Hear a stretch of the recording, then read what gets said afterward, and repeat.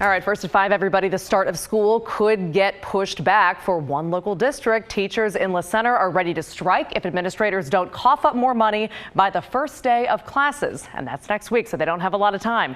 KGW's Lindsay Nadrich spoke to both sides about this battle. Lindsay? Yeah, well, La Center was one of the only school districts in Clark County that avoided a strike last year.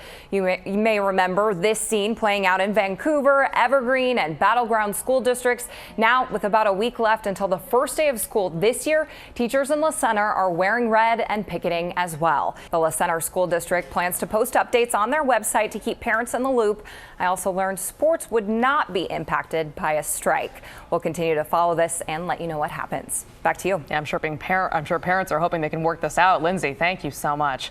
We're going to turn now to that deadly crash that tied up I-5 for 12 hours today and overnight. All lanes of northbound I-5 right now are back open in southwest Portland. That's a good update. That said, we do have new video. It shows what the wreck looked like right after it happened.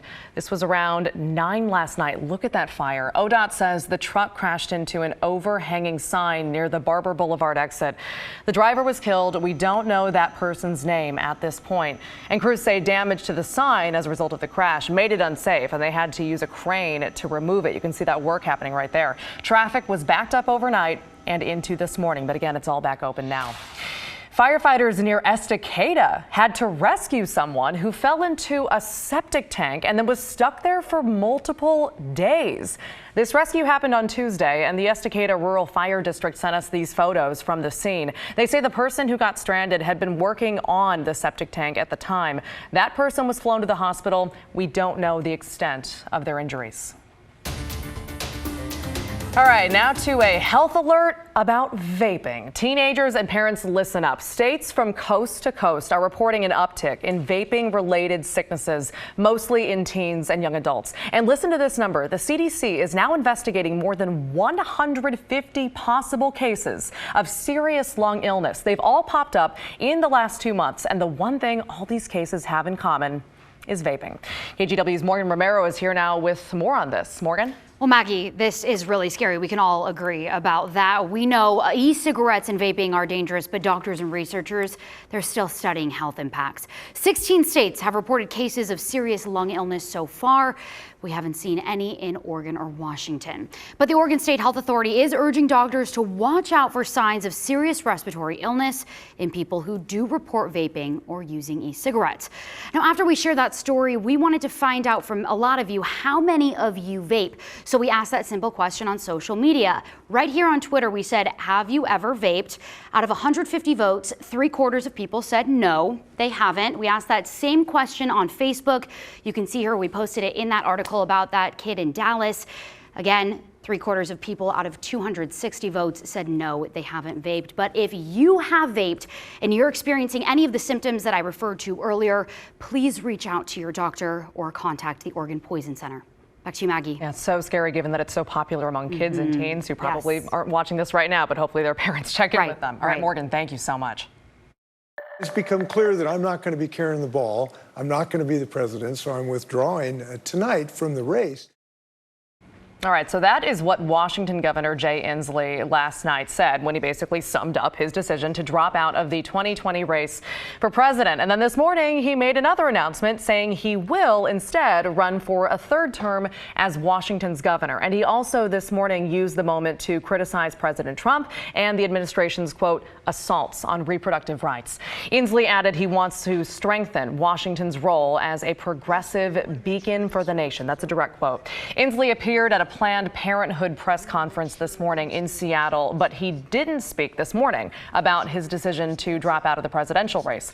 Last night, he talked about continuing the fight against climate change, which is, of course, the platform that he launched his campaign on. Look, I've been fighting climate change for 25 years, and I've never been so confident of the ability of America now to reach critical mass to move the ball. I believe we are going to have a candidate to fight this battle. I'm inspired of the people I've met across the country, the young people in the Sunrise Movement and the climate strikers. These people have given me confidence we can move ahead. So I'm not going to be carrying the ball, but we're going to make sure somebody is.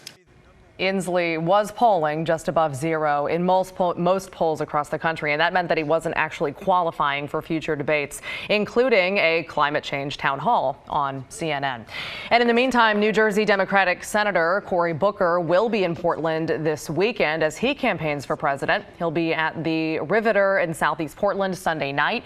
Tickets for the fundraiser range from $50 to $1,000. All right, let's shift gears a little bit and take a look at this. Do you notice anything different? I think you kind of have to. Look at these two pieces of video. The one on the left is from 1 year ago today when Portland was shrouded in smoky skies. Wildfires across the state, you remember, were producing some of the worst air quality in the world. On the right, a live look from our Rose City sky camera of the clear skies we're seeing today and what we've basically seen all summer. So as we head into the final part of summer, will we see any bad wildfires?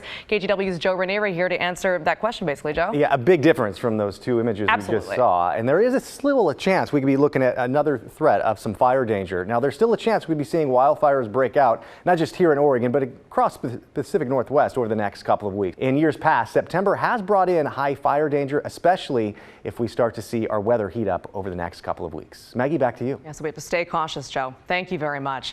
Well, Oregon has a big problem with its legal marijuana system. And the problem is there is too much of it and not enough demand. In fact, at the rate we're going right now, there's apparently enough cannabis to last the state 6 years.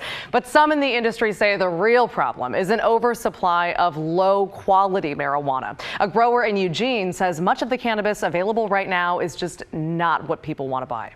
When people who haven't been in the industry for a while came here to try and get rich quick, they were producing very subpar cannabis. They weren't caring about the quality of the cannabis. They weren't caring about the inputs. All right, so Oregon's largest outdoor harvest of marijuana happens in October. It's worth noting, so we're going to get even more here in a couple of months. Industry leaders now are waiting to see how the quality from that harvest will impact the market overall. Interesting info there. Well, still ahead, students at a Springfield high school still won't have a gym when they head back to class after it collapsed in a winter storm. We have an update on the new one that's now being built. That's coming up. And I'm Matt Safino. It has been a really nice day. Even the coast looks great. It's a little bit cool outside, of course, both at the coast and in the valleys. But the coasters, it's not going to look exactly like that for the entire run. There's a weather system that will bring a change that you're going to want to hear about. All right, Matt, thank you. And then tonight on Nightly News, two big stories about taking on scammers, the sweeping indictments against accused fraudsters here and overseas, and the new agreement to stop robocalls. Plus, how rising insulin prices are forcing some dangerous choices for patients who need it. That's coming up at 5:30.